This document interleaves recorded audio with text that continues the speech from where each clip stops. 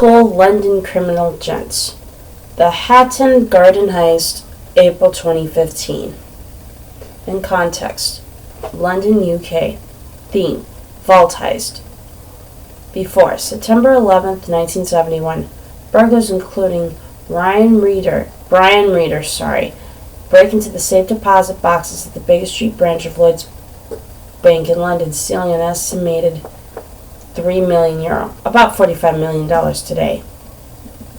July 12, 1987, thieves posed as potential customers at the Knightsbridge Safe Deposit Centre in London to gain access before holding up staff and making off with about $228 million in cash and jewelry.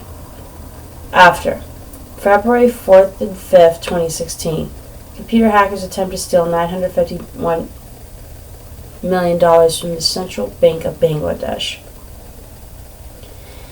By the early spring of 2015, veteran career criminal Brian Reeder, age 76, had spent 3 years planning one last job. Reeder had the pedigree, having participated in the Baker Street robbery of 1971.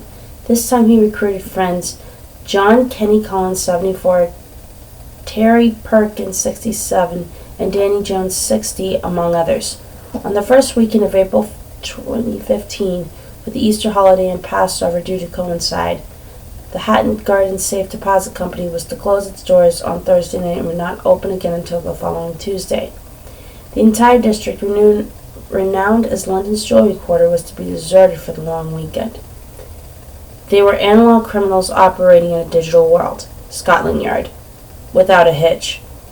The last of the Hatton Garden Safe Deposit Company staff left the building at around 8:20 p.m.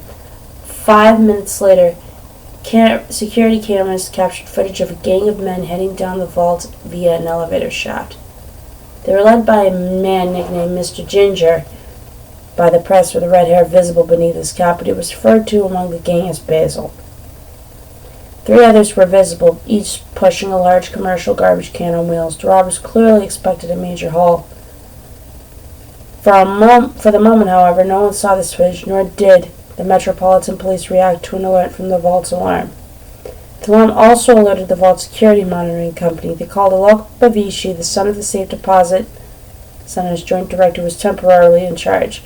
Although Bavishi was incorrectly informed that the police were already at the scene, he phoned a security guard to check out the building. The guard found nothing wrong when he looked through the main door, a lucky break for the gang, particularly as Lookout Collins had fallen asleep while he was on duty. Meanwhile, Basil and his associates made 2 trips to the vault. By the time they fled the area at 6:45 a.m. on Sunday morning, they ransacked 72 boxes and taken $21 million worth of loot, tracking them down.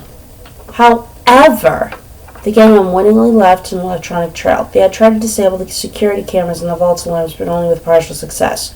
The gang's careless use of their cell phones also provided the police with clues. Access to phone records and vehicle tracking data established that gang members Perkins, Collins,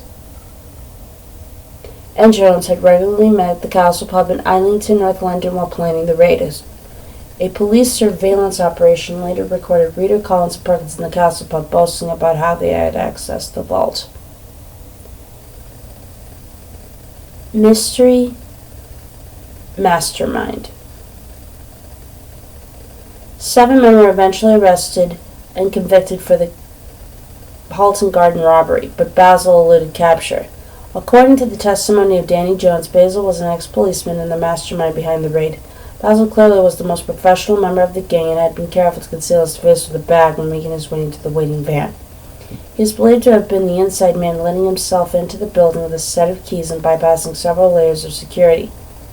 Both Basil and the more than $12 million worth of jewelry, gold, and gems are unaccounted for. One last job. The British press and the public were tickled by the venerable age of the men accused of the Hatton Garden heist.